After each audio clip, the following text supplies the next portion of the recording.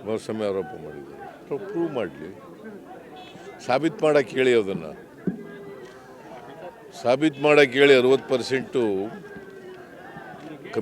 Commission ನಡೀತಾ ಇದೆ, ಭ್ರಷ್ಟಾಚಾರ ನಡೀತಾ ಇದೆ ಅಂತ ಇದ್ದರೆ ಲೆಟ್ ಹಿಮ್ ಪ್ರೂವ್ ಇಟ್.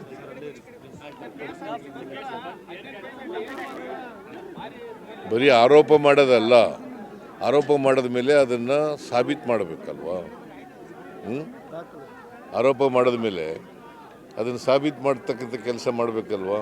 ಬರೀ ವಿರೋಧ ಪಕ್ಷದವರು ಬರೀ ಆರೋಪಗಳು ಮಾಡೋದೇ ಕೆಲಸ ಅಲ್ಲ. ಆರೋಪಗಳನ್ನು ಮಾಡಿದ ಮೇಲೆ ಆರೋಪಗಳನ್ನು ಸಾಬೀತು ಮಾಡ್ತಕ್ಕಂಥ ಕೆಲಸನೂ ಕೂಡ ಮಾಡಬೇಕು, ಮತ್ತು ಆರೋಪಗಳನ್ನು ದಾಖಲಾತಿಗಳ ಮೂಲಕ ಮಾಡಬೇಕು. ದಾಖಲಾತಿ ಇಲ್ಲದೇ, ಆಧಾರ ಇಲ್ಲದೇ ಆರೋಪಗಳನ್ನು ಮಾಡಬಾರ್ದು.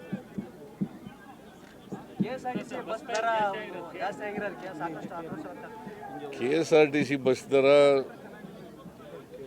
ಎಲ್ಲ ಕಾಲದಲ್ಲೂ ಕೂಡ ನಡ್ಕೊ ಬಂದಿದೆ, ಎಲ್ಲ ಸರ್ಕಾರಗಳಲ್ಲೂ ಕೂಡ ನಡ್ಕೊ ಬಂದಿದೆ.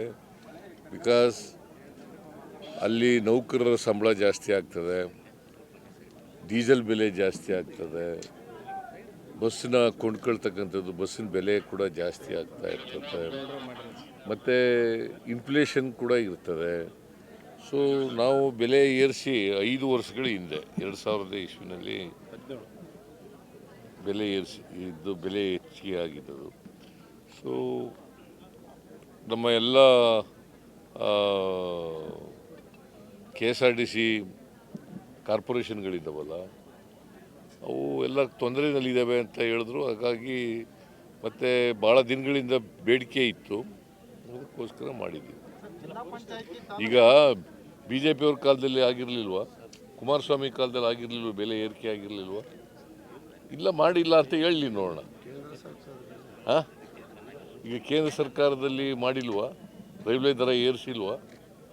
ಹಾಂ,